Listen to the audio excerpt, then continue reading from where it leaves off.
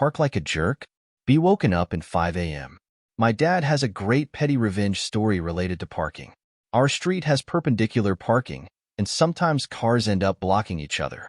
Usually, if someone has two cars, they block each other and someone else's car as well. I hate it, and so does my dad. There was a Jaguar that almost always blocked others. I think it even started the trend in our parking lot. And the owner would leave a phone number to call if someone needed them to move. I think he didn't expected 5 a.m. call. My dad needed to leave at 5 in the morning once, and the Jaguar was blocking him. He called the owner and watched as he sleepily went to his car to move it. He muttered something about an early morning meeting and left. He never blocked my dad again. The time my brother got petty revenge on a neighbor with a chocolate turd.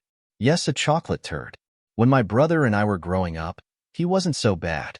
We had at least 4 different families live in the house next door since it was a rental.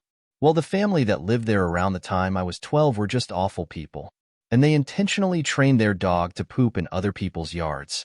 My dad hashed it out with them many times, and even threatened to call the cops. The kids of these people were also brats.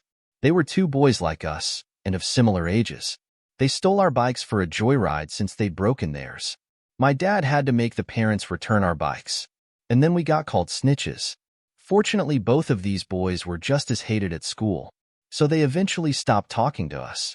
After months living next door to these people, their dog was still pooping in our yard. They were forced to clean up the poop several times, and another neighbor did call the cops on them about their dog. One day, we find out their landlord was not renewing their lease, and they were to be gone in a month. My brother, the schemer he is, took some chocolate candy bars and carefully melted and shaped them to look like turds. They were fairly convincing looking as dog poop from a distance.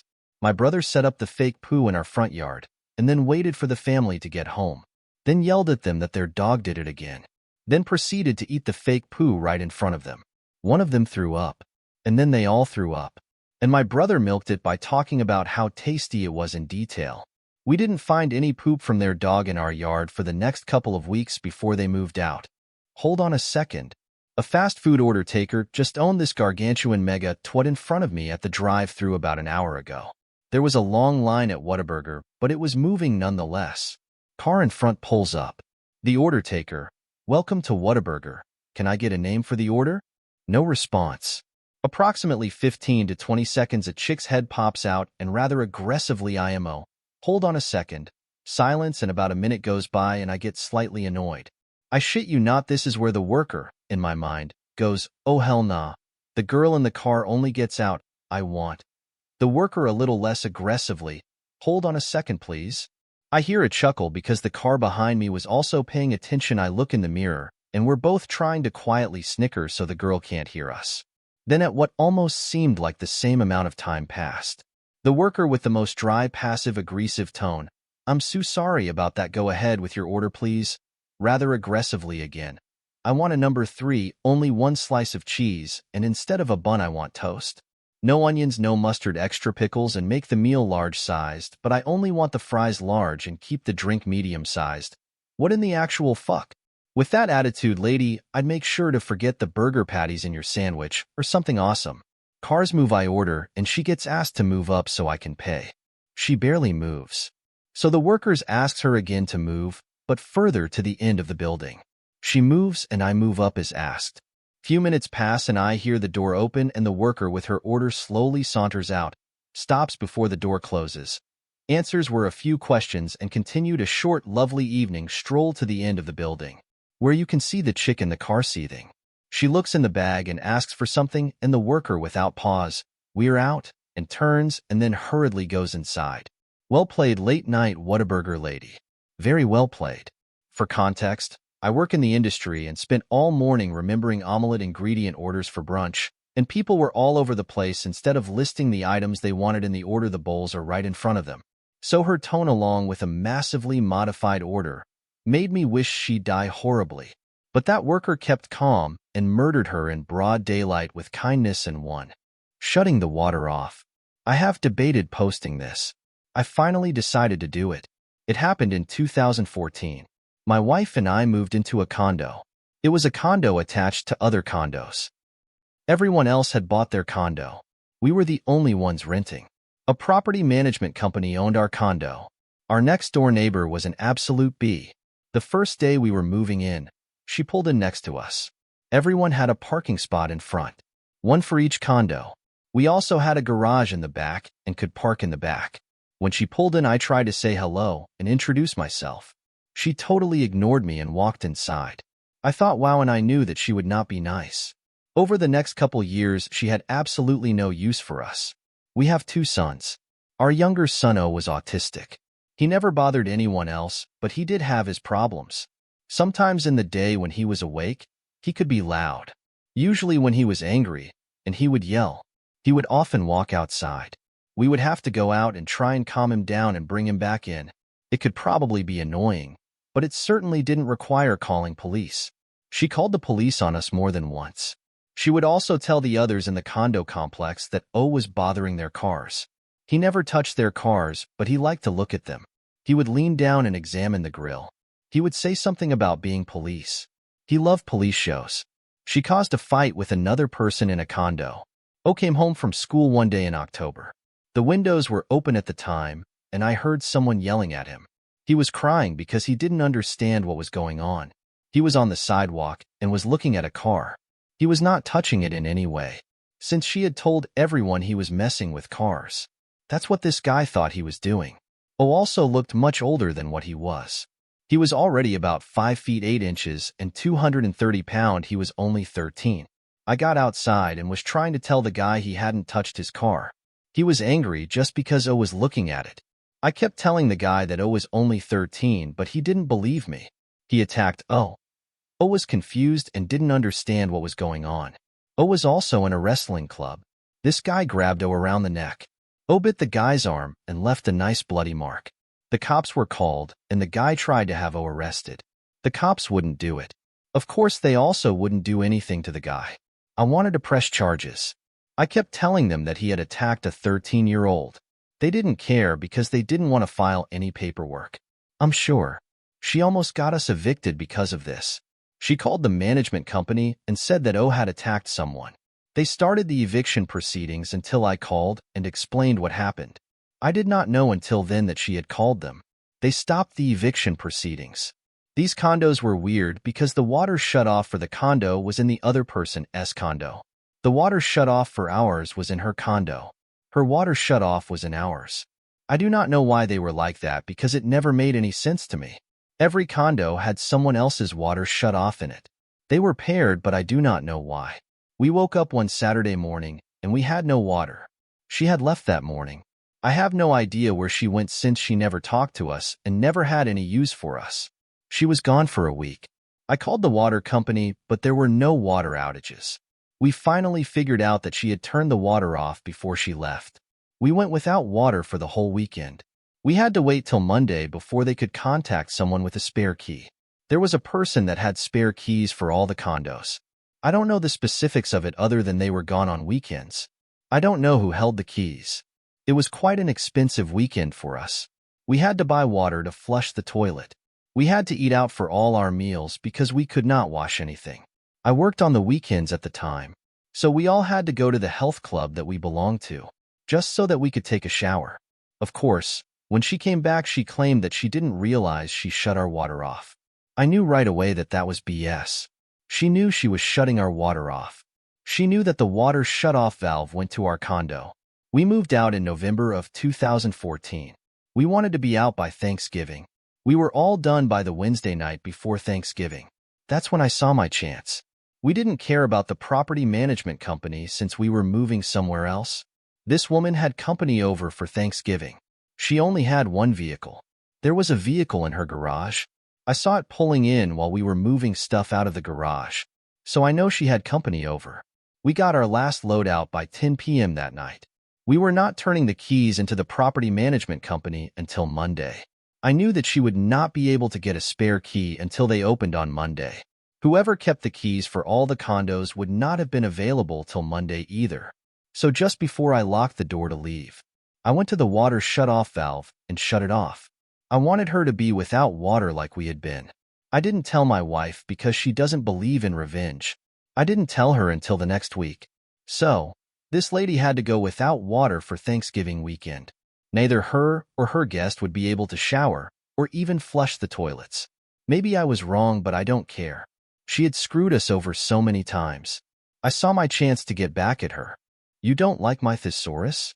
You'll have time off to learn it by heart. When I was 11 or 12, we had a new teacher of my native language. I was always a straightest student, but she didn't like me from the first sight for some reason. Always lowering my grade. Always bitching that it would be an A for someone else, but it's B- for you. We had a dictation with political campaign in it. In my language, campaign and company sound exactly the same, but spelled differently. I got my assignment back with AB and campaign underlined in red, company written underneath. At first I thought she was just tired and confused, and very politely asked why my perfectly correct answer wasn't accepted, appealing to a thesaurus. She shouted that I'm insufferable and should know my place and not assume I know my language better than language professor. I called my mom. After that, things went in two directions. I went to my favorite language teacher and showed my assignment to her. She started for that other teacher's office fuming.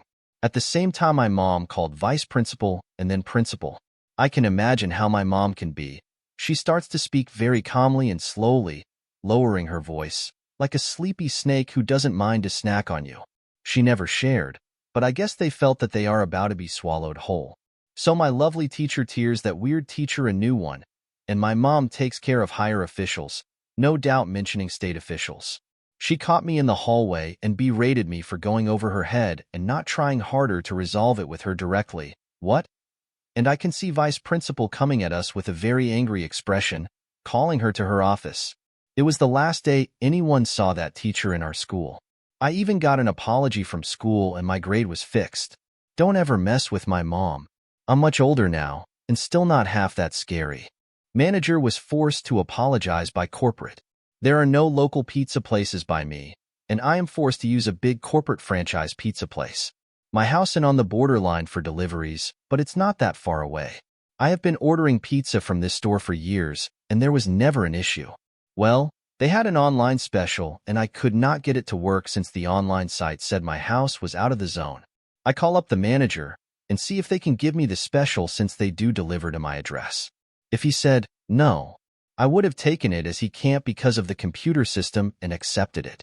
Instead of giving me a reason, he just hangs up on me. I think it's just a disconnected call and call back. I mentioned that we got disconnected, and he keeps me on the line only to hang up again. I call back, and just as I said we got disconnected, he hung up on me once more. So, I called corporate and complained. I then emailed corporate and complained. I left a nasty Google review as well. A week later, corporate apologizes to me, and then manager tries to call me twice. I don't pick up and never use the place again. The best revenge was my school did all their fundraisings through that store. Hundreds of pies per month were bought for fundraising. That stopped, and we used another national chain. Last time I checked, the store was sold to another person.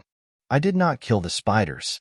Just a short one, but it's feeling immensely satisfying right now.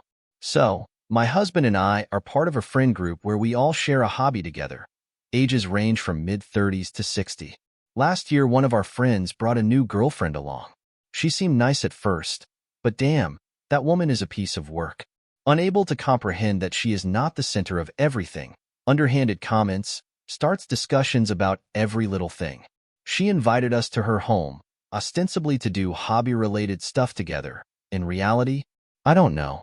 My husband and our friend did yard work for her, and I was at loose ends because she just had to clean the house, specifically the basement.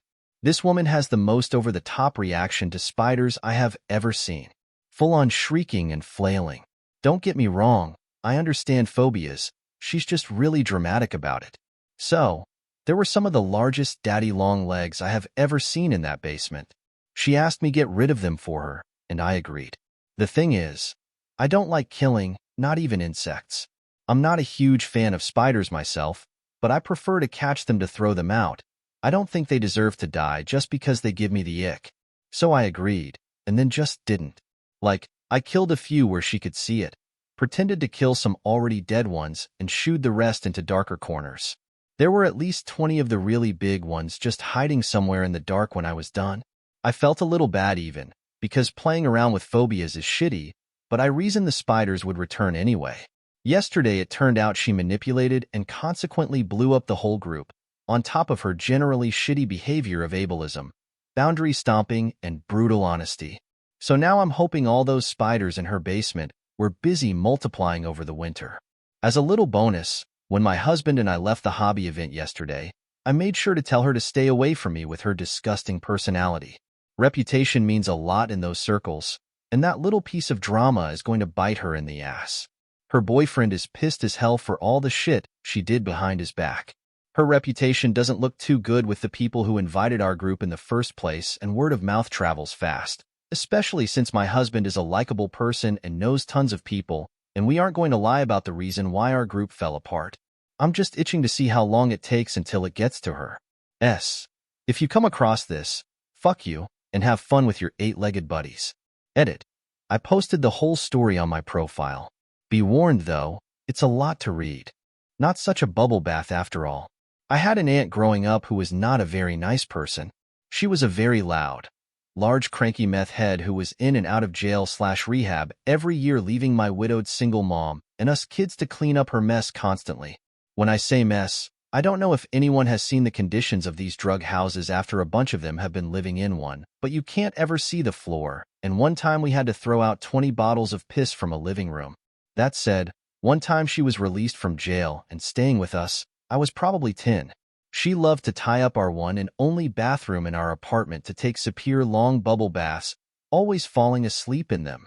This was the 90s and bath beads were very, very popular at the time. Somehow, I had acquired some very pastel-colored and very shiny paintballs. LOL, and being a good niece, of course, I offered to share my bath beads with her. Well, I can still hear the yelling and screaming. Will always be one of my happy thoughts, smiling face with smiling eyes. From what I remember, the paint washed off the bathtub no problem, but she was colorful for a couple days, lol. Jackass in a BMW thinks he can park in front of the handicap ramp at our church. I had just arrived at church. A good friend Kyle was in his custom electronic wheelchair, and he was furious. You see, someone had parked a new BMW right in front of the ramp that Kyle uses to get in. Well, I went inside and got a wheelchair. I went down the steps and picked him up and carried him to the church's wheelchair. I then, with 3 other guys, we picked up and carried Kyle's chair to the top of the stairs. After I put Kyle in his chair and went to my car, I pulled up so close they could not move their car. I then went into the church and joined the service. About 45 minutes a man enters and looked around, so I got up and asked him if I could help him. He stayed, someone blocked him in. We went outside and I said how inconvenient. I then proceeded to tear this guy a new a-hole. After me chewing them out for 15 minutes, I said they would have to wait. They were furious and threatening to call 911, claiming that they were being held against their will. Well, I had already called the police on the non-emergency line. When the police finally showed up, I backed up. They were spinning a story when the cop asked why they were parked in front of the ramp. As he chewed them out, I just walked away smiling. They got multiple tickets.